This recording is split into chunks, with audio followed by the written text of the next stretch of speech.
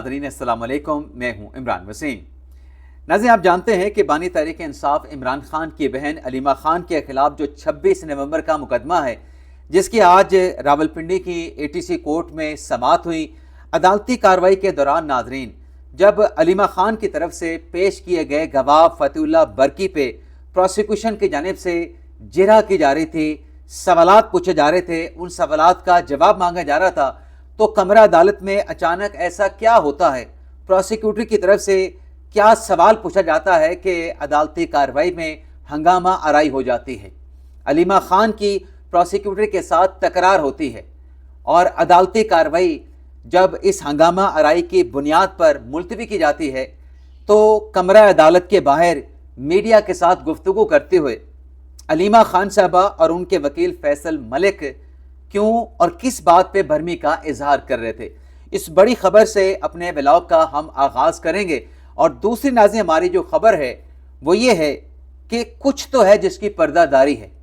अहम मुलाकातें, बड़ा खतरा टल गया, सुप्रीम कोर्ट का हुक्म, सिंध हुकूमत की दौड़ें लग गई, कुछ और भी डेवलपमेंट्स हुई हैं, उनकी तफसीलात पर भी आगे चल के आप नाज़रीन के साथ तफसीलात शेयर करेंगे। लेकिन प्रोग्राम का आगाज़ करने से पहले आपसे दरख्वास्त के चैनल को सब्सक्राइब कर लें, बेल आइकॉन का बटन प्रेस करें, वीडियो पसंद आए तो इसे लाइक और शेयर ज़रूर कीजिएगा। लेकिन खबरों पर आने से पहले, खबरों की तफसीलात से प्रोग्राम का आगाज़ करने से पहले एक बात मैं आप नाज़रीन की खिदमत में रखना चाहूँगा। नाज़रीन, हम साफ़ी वैसे तो वो खबरें लेके आपकी खिदमत में आते हैं जो अथेंटिक और मुसद्दका होती हैं, लेकिन बाज़ औक़ात एक्स अकाउंट पर हमसे गलती हो जाती है, लेकिन वो गलती गैर इरादी तौर पे होती है। अब वो गलती किस नौयत की होती है? होता ये है कि हम अपने ऑफिस में बैठे हैं, अपनी बीट में बैठे हैं, अपनी रिपोर्टिंग कर रहे हैं, सोर्सेस के साथ रब्ता कर रहे हैं, हमारे सामने चैनल चल रहे होते हैं, जियो चल रहा है, दुनिया चल रहा है, समा चल रहा है, एयरवाइड न्यूज़ चल रहा है। वहाँ पे खबर चलती है कि 9 मई के मुकदमे का फैसला सुना दिया गया, पाकिस्तान तहरीक इंसाफ के रहनुमाओं को 10-10 साल की सज़ा और उनकी प्रॉपर्टीज़ जब्त करने का हुक्म दे दिया गया। उस खबर को पढ़ के हम ट्वीट कर देते हैं कि पूरे चैनल इस खबर को चला रहे हैं, लेकिन बाद में पता चलता है कि जितने भी चैनल्स पे वो ब्रेकिंग न्यूज़ चलाई गई वो पुरानी खबर थी, मार्च 2026 की खबर थी।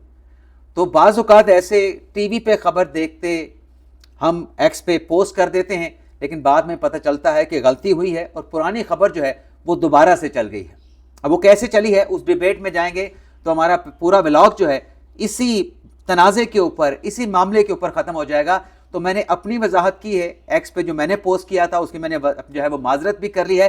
लेकिन अब बात करते हैं इमरान खान साहब की बहन अलीमा खान, जिनके खिलाफ 26 नवंबर का केस आज ATC अदालत में समाअत होती है। प्रोसिक्यूटर की तरफ से अलीमा खान के जो गवाह हैं फतेहुल्लाह बरकी पे जिरह चल रही होती है। सवाल पूछा जाता है कि क्या आपके नॉलेज में है कि अलीमा खान की बैरून मुल्क भी प्रॉपर्टीज़ हैं? जब अलीमा खान साहबा की दुबई और अमेरिकन प्रॉपर्टी के ऊपर सवाल होता है तो उनके जो वकील हैं फैसल मलिक साहब, वो उठ के आ जाते हैं और उनकी तरफ से अदालत में जज साहब से कहा जाता है कि ये गैर मुतल्लका सवाल है जिसका इस केस के साथ कोई ताल्लुक नहीं, तो ऐसे सवालात ना पूछे जाएं। और ये एतराज़ बिल्कुल वैलिड था। अलीमा खान भी रोस्टों पे आ जाती हैं। अलीमा खान प्रोसिक्यूटर से कहती हैं कि आपको शर्म आनी चाहिए ऐसा सवाल पूछते हुए। प्रोसिक्यूटर उनके साथ मुखातिब होते हैं और वो कहते हैं कि क्या आपकी बैरून मुल्क प्रॉपर्टी नहीं है? क्या आपकी बेनामी जायदादें नहीं है? क्या सुप्रीम कोर्ट ने फैसला नहीं दिया था? साकिर निसार का बेंच था, आपने जुर्माना दिया था, जिस पे अलीमा खान के प्रोसिक्यूटर के साथ तकरार होती है और अलीमा खान कहती है कि आपको शर्म आनी चाहिए, मेरी प्रॉपर्टीज़ गैर कानूनी नहीं, ना ही वो बेनामी है, मेरा कारोबार बैरून मुल्क में है। मैंने उस पे जो केस हुआ था, साकिर निसार का फैसला गलत था। प्रोसिक्यूटर ने कहा कि आपने तो 2,94,00,000 रुपए जुर्माना भरा था, जुर्माना अदा किया था उन फॉरेन प्रॉपर्टीज़ का जो कि उस वक्त डिस्क्लोज हुई थी, जो आपने पाकिस्तान में अपने टैक्स गोज़वारों में जाहिर नहीं की थी, बल्कि उनको छुपाया गया था।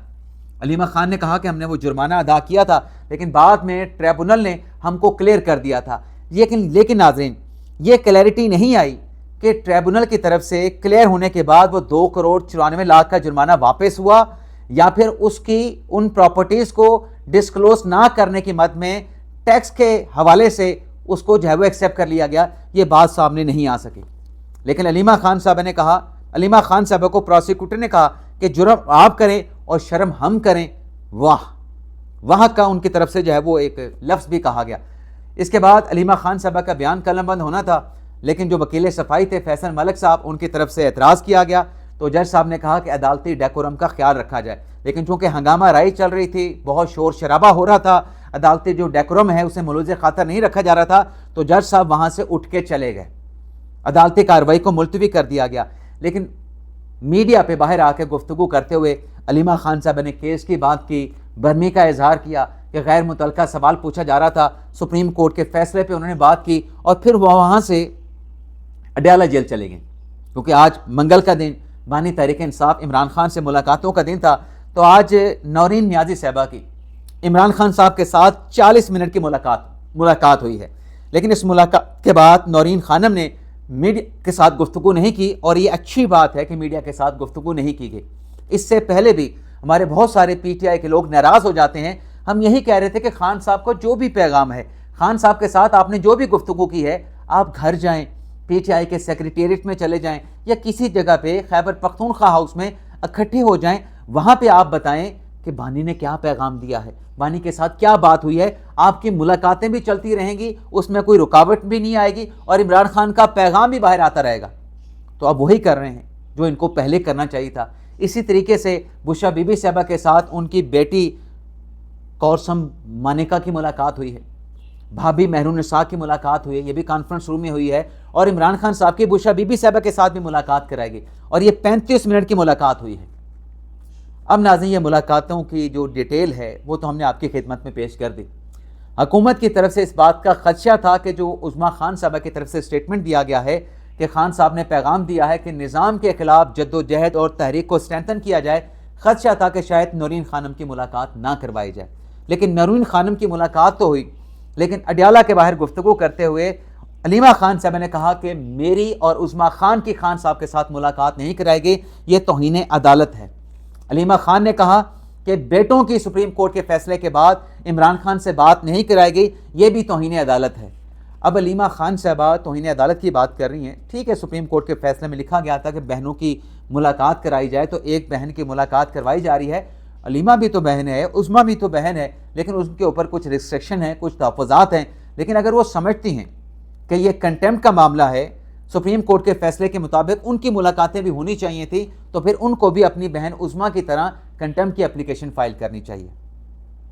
اب چونکہ ہم نے کنٹیمپٹ کا ذکر کر دیا ہے، تو جو عظمیٰ خان صاحبہ کی توہین عدالت کی طرف سے درخواست تھی نا، اس پہ اعتراضات لگے تھے، یہ خبر آپ کے ساتھ ہم پریویس ولاگ میں شیئر کر چکے ہیں، لیکن اعتراضات کے بعد جب وہ پٹیشن کنٹیمپٹ کی واپس ہوئی، ان اعتراضات کو ریموو کر کے دوبارہ سے پٹیشن فائل کی گئی کنٹیمپٹ کی، جس کو سپریم کورٹ کے رجسٹرار آفس نے نمبر الاٹ کر دیا ہے، اور نمبر لگا ہے 8/2026، اور ساتھ میں ارلی ہیئرنگ بھی فائل کر دی ہے عزیر کرامت بھنڈاری صاحب نے۔ اور اس ارلی ہیئرنگ کی اپلیکیشن میں عزیر کرامت بھنڈاری صاحب نے یہ کہا کہ یہ معاملہ عمران خان صاحب کی صحت کا بھی ہے، عمران خان صاحب کی زندگی کا بھی ہے۔ سپریم کورٹ نے حکم دیا، اس سپریم کورٹ کے حکم پہ جو متعلقہ حکام ہے انہوں نے عمل کرنا تھا، لیکن سپریم کورٹ کے فیصلے سے انحراف کیا گیا۔ سپریم کورٹ کے فیصلے پر عمل نہ کرتے ہوئے خان صاحب کو شفا نہیں لے جایا گیا، خان صاحب کو پمز لے کے گئے، ڈاکٹر فیصل کو شامل نہیں کیا گیا اس سارے پروسیس میں، اور پھر میڈیا پہ بیانات بھی دیے گئے۔ تو اس ارلی ہیئرنگ میں کہا گیا ہے کہ یہ ارجنٹ نوعیت کا معاملہ ہے، اس پر اگر جلدی سماعت نہیں ہوتی تو ناقابل تلافی نقصان ہو سکتا ہے، تو لہٰذا رواں ہفتے اس کیس کو سماعت کے لیے لگایا جائے۔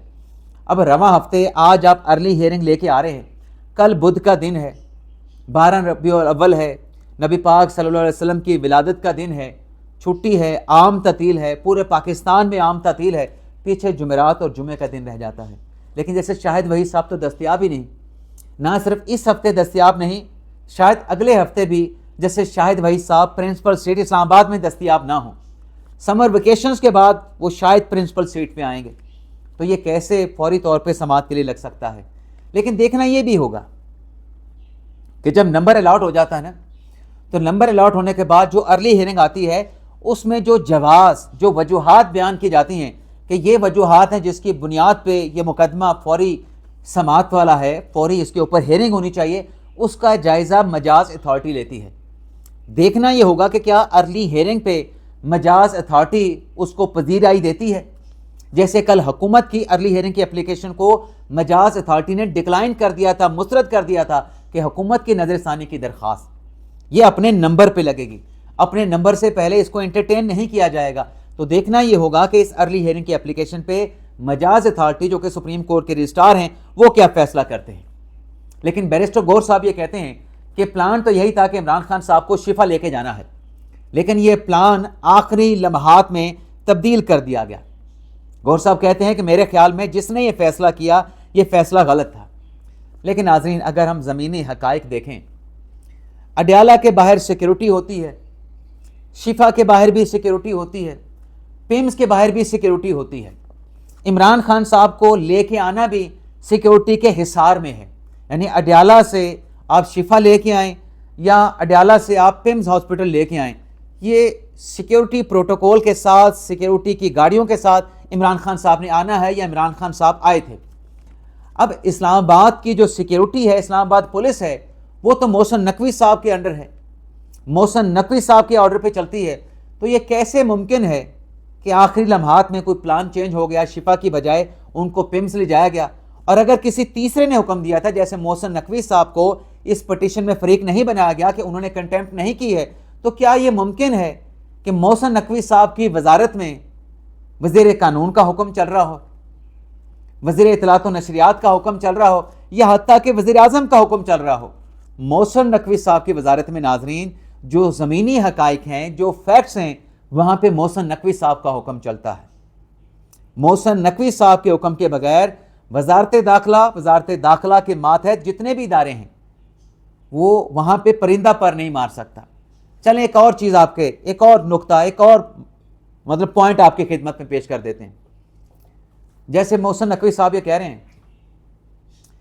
کہ اپنے پی ٹی آئی یہ کہہ رہی ہے کہ حکومت نے کنٹیمپٹ کی ہے، محسن نقوی صاحب کا اس میں کوئی رول نہیں، بیٹا باہر چلے جاؤ۔ تو بات یہ ہے کہ محسن نقوی صاحب کا کوئی رول نہیں۔ اب وہ پوائنٹ میرے ذہن میں آیا تھا، مجھے لگتا ہے وہ پوائنٹ جو ہے ہاں آ گیا۔ چیف کمشنر جو ہیں اسلام آباد کے، وہ کس کے ماتحت ہیں؟ چیف کمشنر بھی ماتحت ہیں وزارت داخلہ کے۔ نظر ثانی کا اعلان کیا تھا تارڑ صاحب نے، لیکن نظر ثانی فائل کی گئی چیف کمشنر اسلام آباد کی طرف سے، تو اس کا مطلب یہ ہے کہ محسن نقوی صاحب بھی عدالت کے اس فیصلے پہ ایگری نہیں کر رہے تھے۔ کیا محسن نقوی صاحب کے اجازت کے بغیر چیف کمشنر صاحب یہ نظر ثانی فائل کر سکتے تھے؟ میرے خیال سے تو یہ نظر ثانی وہ فائل نہیں کر سکتے تھے۔ لیکن اپنے اس بیان میں بیرسٹر گور صاحب نے جو سرحد یونیورسٹی میں افسوسناک واقعہ پیش آیا اس کی مذمت کی۔ محسن نقوی صاحب نے کہا کہ اس وردی والے فوجی افیسر کا خاندان بھی ہے، اس کی عزت بھی ہے، یہ وردی کے اوپر ہاتھ ڈالا گیا ہے، اس کی میں مذمت کرتا ہوں۔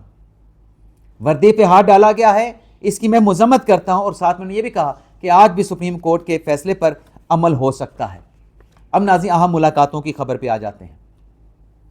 ایک ملاقات تو ناظرین ہوئی ہے، 3-4 ملاقاتوں کی خبر ہے، 3 ملاقاتوں کی۔ ایک ملاقات تو ہوئی ہے پاکستان پیپلز پارٹی اور نون لیگ کے مابین مذاکرات کا ایک نیا دور ہوا ہے، اور اسپیکر صاحب نے، ایاز صادق صاحب نے اس میں ثالثی کا کردار ادا کیا ہے۔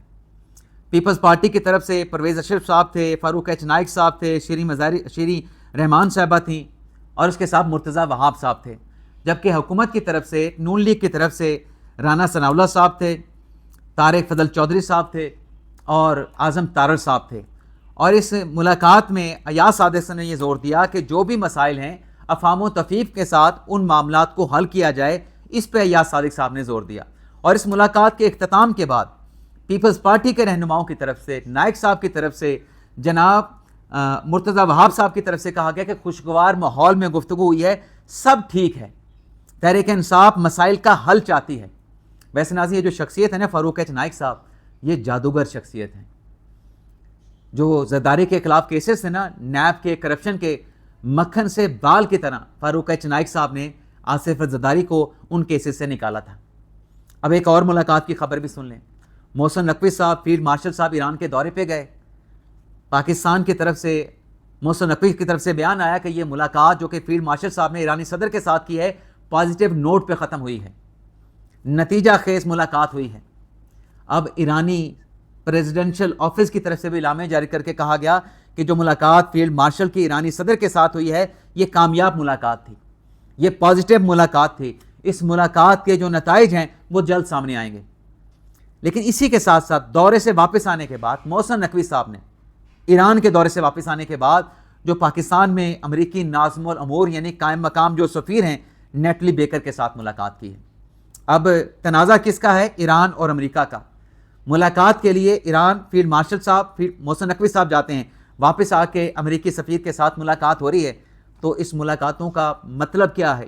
اس ملاقات کا مطلب کیا ہے؟ امریکی سفیر کے ساتھ، نیٹلی بیکر کے ساتھ، محسن نقوی کے ساتھ ملاقات، اس کا مطلب یہ ہے کہ جو خطرہ منڈلا رہا تھا کہ شاید دوبارہ سے جنگ شروع ہو جائے، جو معاشی جنگ ایران کے خلاف صدر ٹرمپ شروع کرنے جا رہے ہیں، وہ شاید بہت ساری چیزیں جو خطرہ نظر آ رہا تھا ایران کے لیے یا خطے کے لیے، خطے کے استحکام کے لیے، امن کے لیے، وہ خطرات کے بادل جو ہے وہ چھٹ جائیں گے۔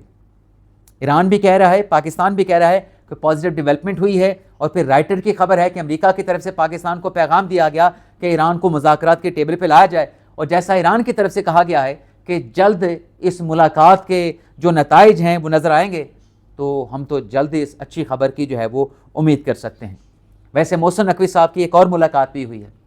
محسن نقوی صاحب اور طلال چودھری صاحب نے آج اسپیکر صاحب کے ساتھ جا کے ملاقات کی ہے، اسپیکر ایاز صادق صاحب کے پاس۔